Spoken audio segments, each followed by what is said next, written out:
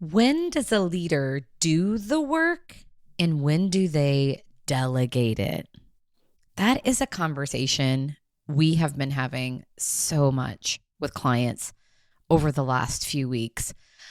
So I want to talk about that today. But before we do, I want to share with you an experiment I'm engaged in with this week's Daily Doses of Leadership.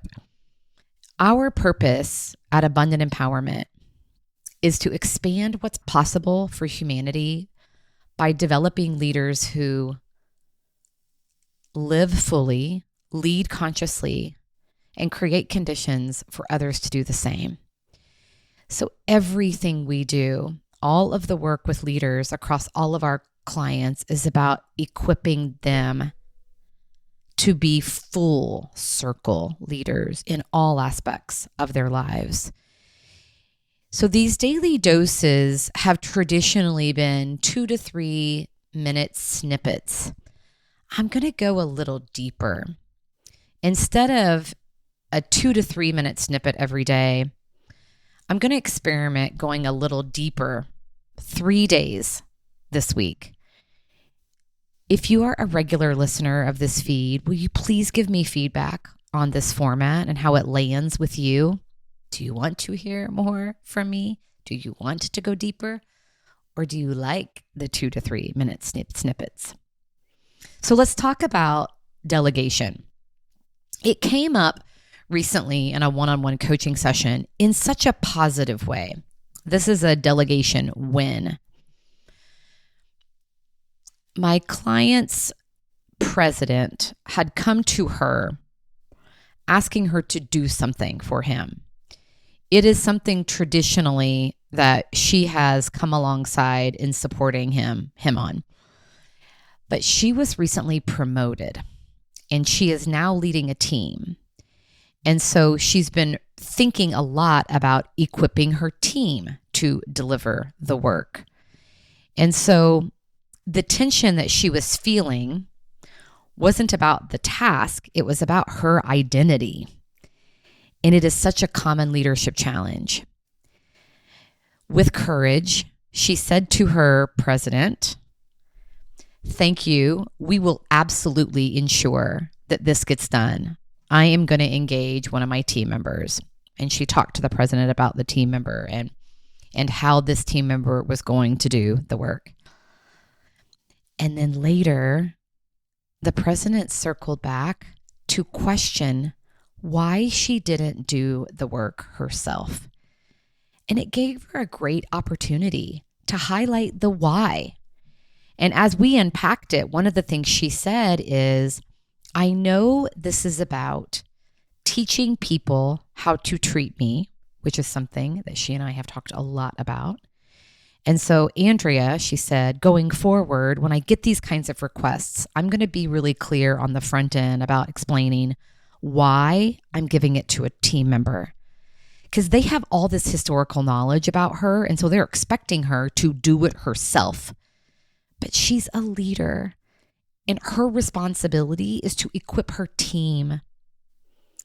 So that's one of the things that gets in the way of delegation, this identity rub, not wanting to lose relevance.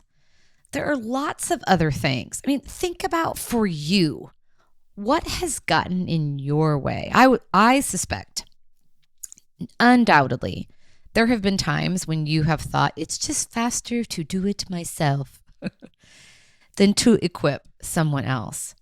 We also worry about quality or how mistakes, if others are involved, how those mistakes might reflect on you or the organization. Another one I hear a lot, particularly in today's just overwhelmed world, is I don't want to give it to my team members because I don't want to overwhelm them. Similar to that, often what gets in the way of delegation is uncertainty about whether the team is ready or skilled enough to handle something. So regardless of what it is, I mean, these are all mindsets and beliefs and maybe facts as well that keep us from equipping the people around us. And what I want to challenge you today is just to be mindful about that. Because think about what it's costing you doing all of the work yourself. If you are doing all of the work, it's all of the work itself. Like, people aren't growing. People aren't being given opportunities to stretch or fail. So they're missing out on learning in the process. It also hinders your capacity the more you continue to do the things you've always done. By delegating and giving others opportunities to step into new things, you are naturally increasing the capacity for you to step into new things. So here's how to solve for delegation. When you have identified an activity, a responsibility that you can engage a team member in, here are 4 specific things to ensure are showing up in the delegation. First and foremost, delegate the outcome, not the method, not how it's being done. In order to do that, you have to get really clear on what success looks like. That is the thing to delegate, because that's when growth happens, when team members have to stretch to identify how to get there.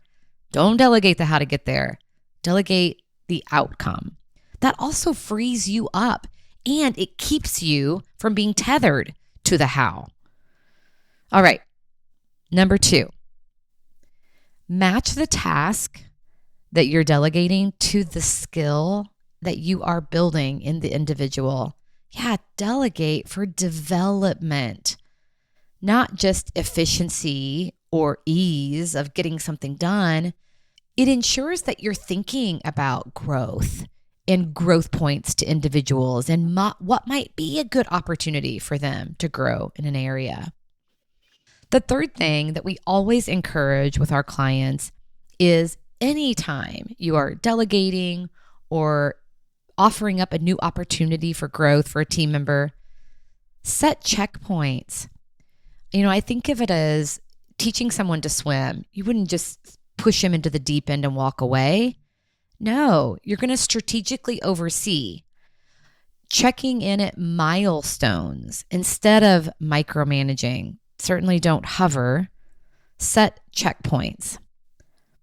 And finally, because delegation is a growth opportunity, expect learning, not perfection. Go into it knowing that the team member needs space to learn. You don't want to control.